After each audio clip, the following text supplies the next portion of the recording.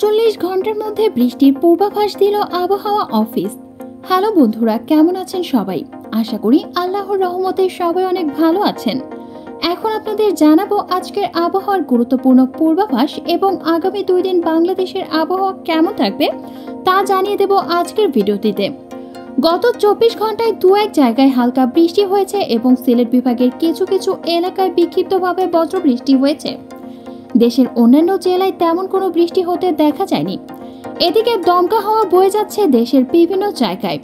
এদিকে আবহাওয়া অধিদপ্তর থেকে জানিয়েছেন দুদিনের মধ্যে চট্টগ্রাম, ঢাকা, ময়মনসিংহ, বরিশাল এবং সিলেট বিভাগের কিছু কিছু জায়গায় অস্থায়ীভাবে দমকা হাওয়া সহ কালবৈশাখী ঝড় হতে পারে।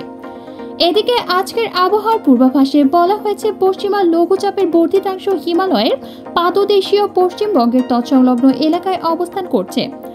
বছরের স্বাভাবিক লঘুচাপ দক্ষিণ বঙ্গোপসাগরে অবস্থান করছে।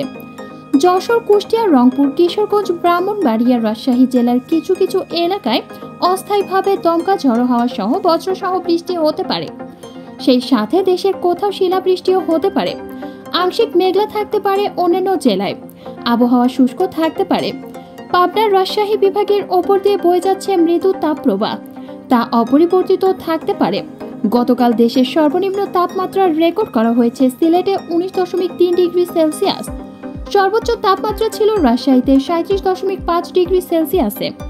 এ সময় ঢাকা বিভাগের তাপমাত্রা ছিল 36.5 ডিগ্রি সেলসিয়াস।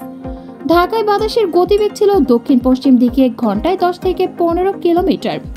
আগামী 5 দিনের আবহাওয়া তাপমাত্রা কিছুটা পরিবর্তন হতে পারে বলে জানিয়েছেন আবহাওয়া অধিদপ্তর।